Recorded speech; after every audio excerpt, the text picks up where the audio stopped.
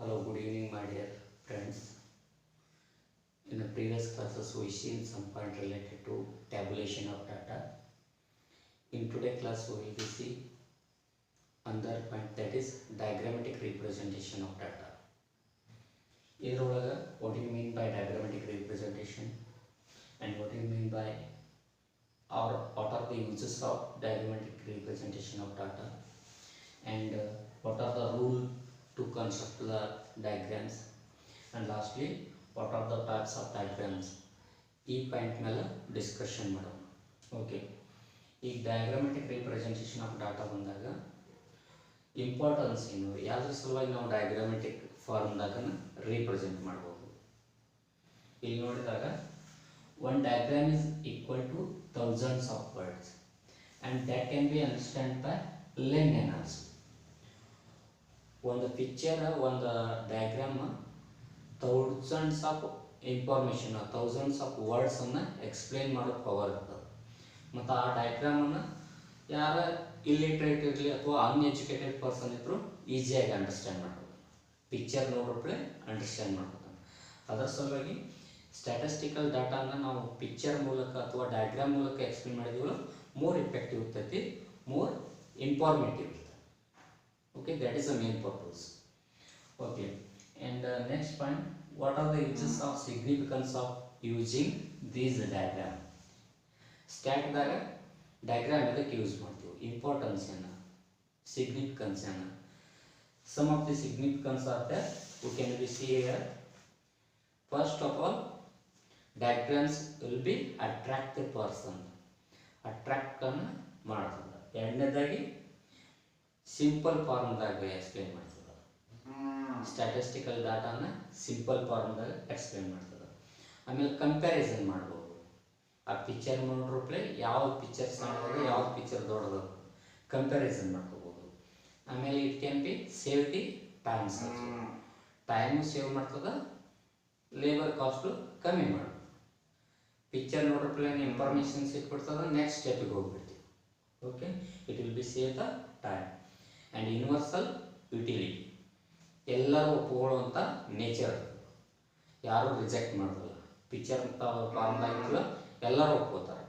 Even illiterate uneducated can be understand the things and give a more information. ಒಂದು ಪಿಕ್ಚರ್ದಾಗ more information ತಕ್ಕೋಬೋದು. ಆಮೇಲೆ great memorising effect, ಒಂದು picture ನೋಡಿದ್ರು memory power ಭಾಳ ದಿವಸವರೆಗೆ ಉಳಿದು ಬಿಡ್ತದೆ. It is a great memorizing effect. Okay, these are the significance of diagram or graph. Diagram the ಮತ್ತು ಗ್ರಾಫ್ ಯೂಸ್ ಮಾಡೋದು significance. ಓಕೆ, ನೆಕ್ಸ್ಟ್ ಒನ್, ಈ ಡಯಾಗ್ರಾಮ್ ಗ್ರಾಫನ್ನು ಕನ್ಸ್ಟ್ರಕ್ಷನ್ ಅಥವಾ ಡ್ರಾ ಮಾಡೋಕ್ಕೆ ಕೆಲವೊಂದು ರೂಲನ್ನು ಉಪಯೋಗ ಮಾಡ್ಬೋದು. General rule, what are those? First of all, paper size should be suitable. ಆ ಡಯಾಗ್ರಾಮ್ का पेपर साइज ಗೆ सूटेबल ಇರಬೇಕು.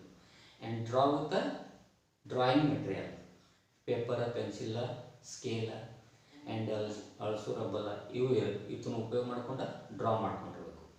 And it should be explain with the scale, 1 centimetre ಆಗಲಿ ಅಥವಾ 1 ಕಿಲೋಗ್ರಾಮ್ ಆಗಲಿ ಅಥವಾ 1 ಫೂಟ್ ಆಗಲಿ, ಈ ಥರ ಅದು ಸ್ಕೇಲನ್ನು ಮೆನ್ಷನ್ ಮಾಡಿರಬೇಕು.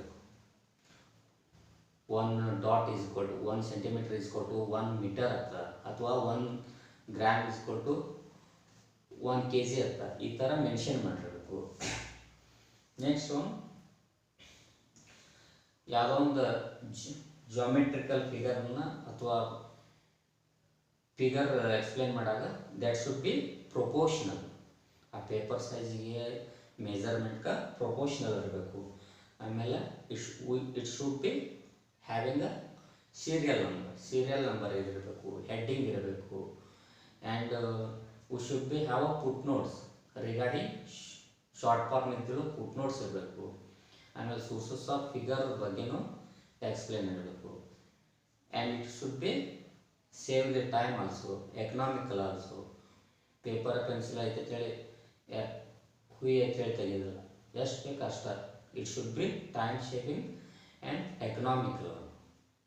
These are the general rule to construct the figure. ಈ ಜನರಲ್ ರೂಲ್ ಆಗ next important topic that is types of diagram. ಈ ಟೈಪ್ಸ್ ಆಫ್ ಡಯಾಗ್ರಾಮ್ದಾಗ ಮೇನ್ಲಿ 4 ಥರ ಡಿವೈಡ್ ಮಾಡ್ಕೋತೀವಿ.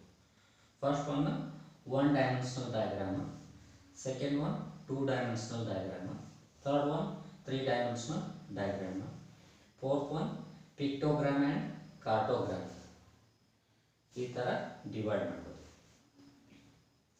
ಇಲ್ಲಿ 1 ಡೈಮೆನ್ಷನಲ್ ಡಯಾಗ್ರಾಮ್ ಅಂತಂದರೆ here only one measurement is there, either may be height or width, only one dimension, height ಇರಬಹುದು ಅಥವಾ width ಇರಬೇಕು, ಒಟ್ಟ ಒಂದರ ಬಗ್ಗೆ ವಿಚ್ ಡಿಸ್ಕಷನ್ ಮಾಡ್ತೀವಿ. 1 ಡೈಮೆನ್ಷನ್ ಯೂಶುವಲಿ height ಬಗ್ಗೆ ಡಿಸ್ಕಷನ್ ಮಾಡ್ತೀವಿ.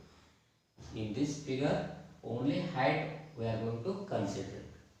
ಈ 2 ಡೈಮೆನ್ಷನಲ್ ಬಂದಾಗ both height and width are measuring. height ಮತ್ತು width ಎರಡು ಮೆಜರ್ಮೆಂಟ್ ಮಾಡೋಕೆ 2 ಡೈಮೆನ್ಷನ್. 3 ಡೈಮೆನ್ಷನಲ್ ಬಂದಾಗ height, width and thickness ಮೂರು ಅಬ್ಸರ್ವ್ ಮಾಡೋಕೆ 3 dimension. height, width and thickness that is 3 dimensional diagram. ಆಮೇಲೆ ಪಿಕ್ಟೋಗ್ರಾಮ್ ಆ್ಯಂಡ್ ಕಾರ್ಟೋಗ್ರಾಮ್ ಬಂದಾಗ ಇಲ್ಲಿ 2 ಟರ್ಮ್ ಜಾಯ್ನ್ ಆಗ್ಯಾವ. ಪಿಕ್ಟೋಗ್ರಾಮ್ ಅಂದ್ರೆ picture, picto means picture and gram representation. ಯಾವುದು ಸ್ಟ್ಯಾಟಿಸ್ಟಿಕಲ್ ಡಾಟಾನ ಪಿಕ್ಚರ್ ಮೂಲಕ ಎಕ್ಸ್ಪ್ಲೇನ್ ಮಾಡ್ತೀವಲ್ಲ ಅದು ಪಿಕ್ಟೋಗ್ರಾಮ್ ಆಗ್ತದೆ. ಫಾರ್ ಎಕ್ಸಾಂಪಲ್ ಒಂದು 4 ಇನೋವಾಕಾರ ಡ್ರಾ ಮಾಡ್ತೀವಿ. ಸ್ಟ್ಯಾಟಿಸ್ಟಿಕಲ್ ಡಾಟಾ 4 ಇನೋವಾಕಾರ ಬಗ್ಗೆ ಹೇಳ್ತಾರೆ. ನೋಡ್ರಪ್ಲೆ ಸ್ಟ್ಯಾಟಿಸ್ಟಿಕಲ್ ಡಾಟಾ ಆ ಪಿಕ್ಚರ್ ನೋಡ್ರಪ್ಲೆ 4 ಇನೋವಾಕಾರ ಅದಾವ ಅನ್ನೋದು ಕನ್ಫರ್ಮ್ ಆಗ್ತದೆ. ಅದು ಪಿಕ್ಟೋಗ್ರಾಮ್ಸ್. ಅಥವಾ 4 ಮಂಗಗಳ ಜೊತೆಗೆ ಅಥವಾ 4 ಕರಡಿಗಳ ಜೊತೆಗೆ ಎಕ್ಸ್ಪ್ಲೇನ್ ಮಾಡಿದಾಗ ಅದು ಇಮಿಡಿಯೇಟಾಗಿ ಸ್ಟ್ಯಾಟಿಸ್ಟಿಕಲ್ ಡಾಟಾ 4 ಕರಡಿ ಅಲ್ಲಿ ಅದಾವ ಅನ್ನೋದು ಹೇಳ್ಬೋದು. Okay, that is pictogram. ಆಮೇಲೆ ಅದೇ ಥರ ಕಾರ್ಟೋಗ್ರಾಮ್ ಅದು. ಈ ಕಾರ್ಟೋಗ್ರಾಮ್ದಾಗ ಏನಾಗ್ತೈತಿ, with the help of geographical map, Karnataka map ತಗೊಳ್ಬೋದು ಅಥವಾ ಇಂಡಿಯಾದ ಮ್ಯಾಪ್ ತಗೊಳ್ಬೋದು, ವರ್ಲ್ಡ್ ಮ್ಯಾಪ್ ತಗೊಳ್ಬೋದು. ಆ ಮ್ಯಾಪ್ದಾಗ ಪರ್ಟಿಕ್ಯುಲರ್ ಜಿಯೋಗ್ರಫಿಕಲ್ ಏರಿಯಾ ಬಗ್ಗೆ ಡಿಸ್ಕಷನ್ ಮಾಡೋದು ಕಾರ್ಟೋಗ್ರಾಮ್ದಾಗ. Okay, this is how classification of diagram. In 1 dimensional ಡಯಾಗ್ರಾಮ್ದಾಗ again we are going to sub classify. 5 sub classification ಬರ್ತವೆ. A line diagram, first one sub classification line diagram, second sub classification simple bar diagram, third multiple bar diagram, fourth one subdivided bar diagram, last one percentage bar diagram. You 1 dimensional height, within the height measurement these are the 5 sub classification of 1 dimensional diagrams. ಓಕೆ, ಇಲ್ಲಿ line ಡಯಾಗ್ರಾಮ್ದಾಗ ಏನು ಮಾಡ್ತಾರೆ, Y axis and X axis draw ಮಾಡ್ಕೋತಾರೆ. ಅದರೊಳಗೆ particular character, single character ಬಗ್ಗೆ study ಮಾಡ್ತಾರೆ. That is being with the frequency. ಒಂದು character with respective frequency study ಮಾಡ್ಕೋತಾರೆ. And it will be join with the line, single ಲೈನನ್ನು ಆ dot ಸಂಬಂಧಪಟ್ಟಂಗೆ line draw ಮಾಡಬೇಕು. and highest length of the line will be indicate highest frequency level. Idu line diagrams. Next one simple bar diagram bandaga, here is also having a x and y axis, and samples or frequencies we are measuring with the help of bar, rectangles, vertical rectangles.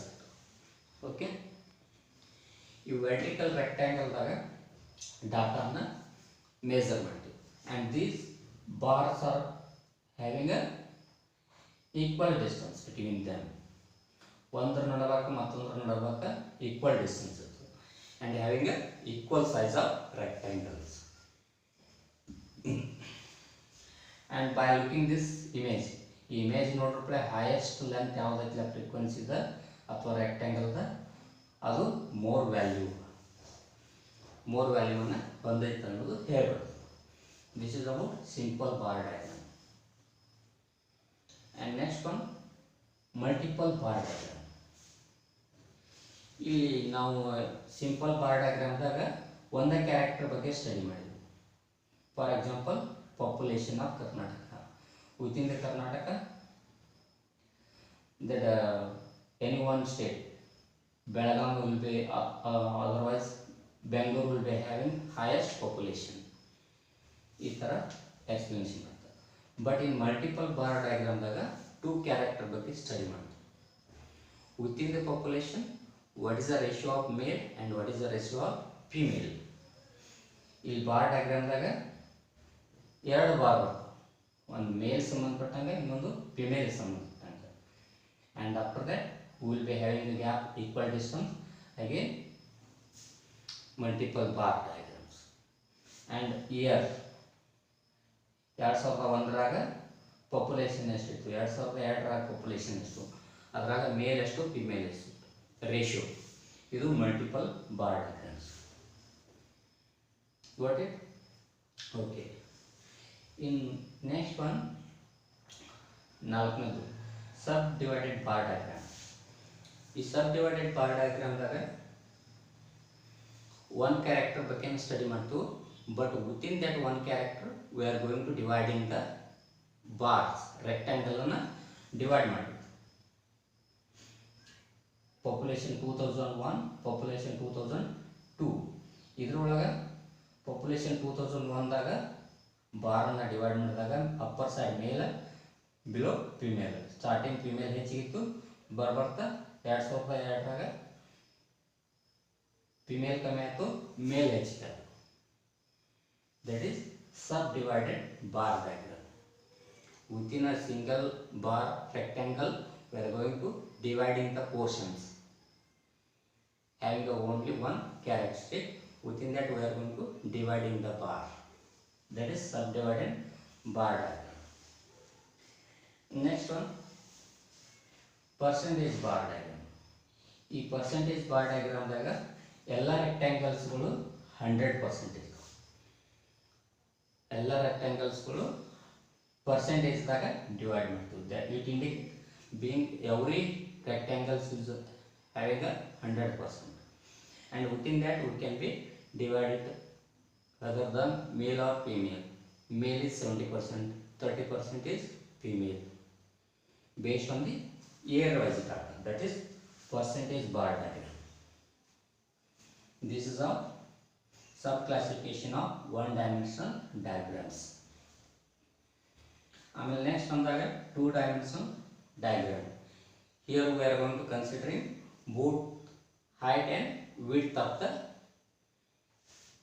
lines, or height and width we are going to measuring here. Otherwise we will be called it as area dimension, area diagrams. ಇದರೊಳಗೆ rectangles ಬರ್ತಾವ, squares ಬರ್ತಾವ, and pie diagrams ಬರ್ತಾವ. ಹೆಚ್ಚಿಗೆ ನಾವು use ಮಾಡೋದು pie diagrams. ಈ pie diagrams usually we will be call it as circle. ಈ ಸರ್ಕಲ್ದಾಗ 360 degree ಇರ್ತೈತಿ. ಆ 360 ಡಿಗ್ರಿ ಒಳಗೆ ನಾವು ಡಾಟಾನ ಮೊದಲೇ ಏನು ಮಾಡ್ಕೋತೀವಿ, ಕೊಟ್ಟಂಥ ಡಾಟಾನ ಡಿಗ್ರಿ ಒಳಗೆ ಕನ್ವರ್ಟ್ ಮಾಡ್ಕೋತೀವಿ. ಡಿಗ್ರಿ ಒಳಗೆ ಕನ್ವರ್ಟ್ ಮಾಡ್ಕೊಂಡ್ರೊಳಗೆ 360 ಒಳಗೆ ಫಿಟ್ ಮಾಡ್ಕೊಂಡು ಡಯಾಗ್ರಾಮನ್ನು ರಿಪ್ರೆಸೆಂಟ್ ಮಾಡ್ತೀವಿ. For example, COVID-19 improvement, QR rate 63.8%, remaining 37